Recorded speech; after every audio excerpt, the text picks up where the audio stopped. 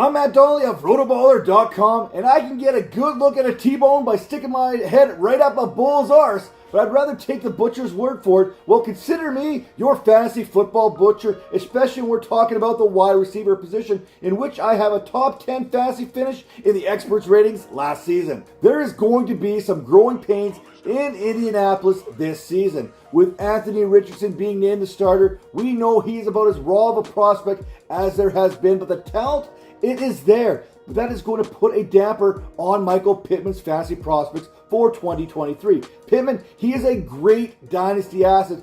Perhaps this is one of those buy the dip kind of options, but it appears that the 2023 season is going to be rough on Pittman, especially early on. Pittman is coming off of a season in which he was the first read option for the Colts quarterbacks over 30% of the time, which is typically a great stat when it comes to predicting potential fantasy success. However, Richardson could end up second guessing those first reads or trying to fit the ball into those tight windows that were there in college. However, they're not there in the NFL. If either of those happens to become the case, Indianapolis, they may protect their franchise quarterback with even more Jonathan Taylor, which means less Michael Pittman. One little thing that's worth adding, and I'm sure the Colts are currently working with Richardson on this, is that he fades a little bit when he throws the ball, which has been leading to some inaccurate passes throughout training camp. Pittman has all the talent to be a top receiver in fantasy. It just may take some time for the rookie to catch up. And speaking of rookies, Jackson Smith-Njigba's name has been floated out there all over the fantasy community, which has led to some Tyler Lockett slander.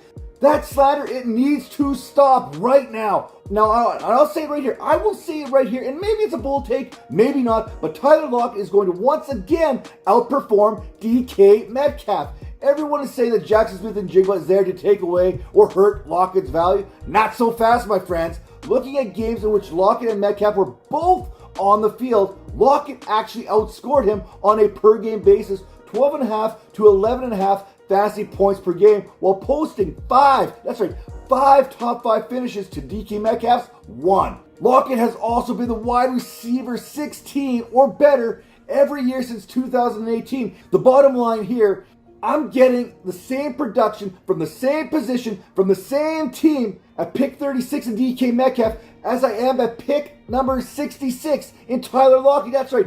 30 picks later, same production. It's like going to the grocery store and paying more for the name brand when the generic brand is just as good, if not better, and is much more affordable. Moving along. Now, George Pickens is a player I loved. I absolutely love this guy coming out of Georgia. He was a dog, and I still think he's going to be a great player. That said, I feel much better knowing that my options at wide receiver on my fantasy teams have the ability to separate, which is something that we did not see from Pickens in his rookie season. It's not the end of the world for wide receivers who can't separate, as long as they have other abilities that can overcome that lack of ability. And Pickens, he has that. He is a true boom or bust play each and every single week. Pickens had a 48.5% catch rate on tightly covered targets last season, and we saw that again against Joey Porter early on in camp. We all saw the catch. We don't need to relive that. Pickens' ability to win contested balls has led him to being one of the leaders at the receiver position when it comes to yards per route on goal routes,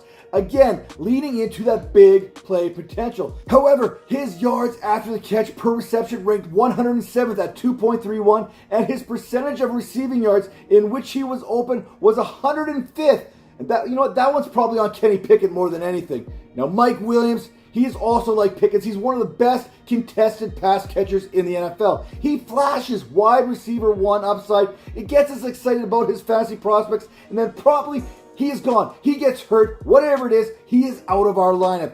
I can handle the injuries. We talk about risk management. I find ways to subsidize the positions with other players. But what I can't handle is the inconsistency in which Mike Williams brings to the table each and every week. One week you're going to get a 20-point performance. The next week you're going to get a no-show. Williams is a true boom or bust option. Great for best ball, not so much for season long. And I wasn't the only one feeling this. Los Angeles management, they felt this too. Look, Maybe it was the injuries, maybe it was the inconsistency from week to week, but they went out there and they selected Quentin Johnson in the first round. Now that's got to tell you something. Williams, he's also coming off the board as the wide receiver 27. That's ahead of Marquise Hollywood Brown. That's ahead of my guy Tyler Lockett, Chris Godwin, and Brandon Ayuk. I'm not taking Mike Williams over any of those guys. Mike Williams was the wide receiver 32 last season, and that was behind Jacoby Myers and Adam Thielen. Williams had 5 of his 13 games in which he had 20 fantasy points. He also had 7 games in which he failed to score at least 12, including 3 games in which he had less than 4 fantasy points. And finally, Juju SmithSchuster. Hashtag never Juju. I really shouldn't have to explain this. When you go from Patrick Mahomes to McCorkle Jones, no real analytical analysis is needed. Smith-Schuster's situation in New England is much worse than it ever was in Kansas City, and it's not like he got a new pair of knees in the offseason. That didn't happen. So it's a hard no for me. I'm not even sure where Juju Smith-Schuster ranks when it comes to these wide receivers in New England. We're talking about Devontae Parker, Kendrick Bourne, Tyquan Thornton, Demario Douglas. The list goes on, and it doesn't get any better. And yet, I'm not even sure if Juju Smith-Schuster is the default number 1 wide receiver in that group. Add in Ramondre Stevenson, add in Hunter Henry, add in Mike Gesicki.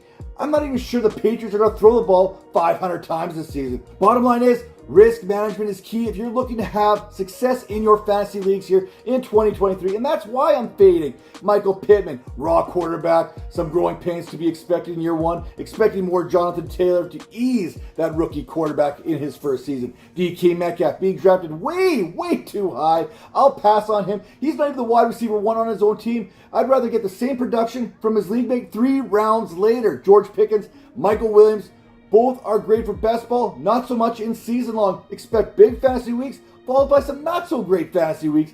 I need a little bit of consistency in my life. And finally, Juju Smith-Schuster, it's bad juju to draft Juju. And one last thing, don't forget to hit that like button and subscribe to our RotoBaller YouTube channel for more fantasy analysis.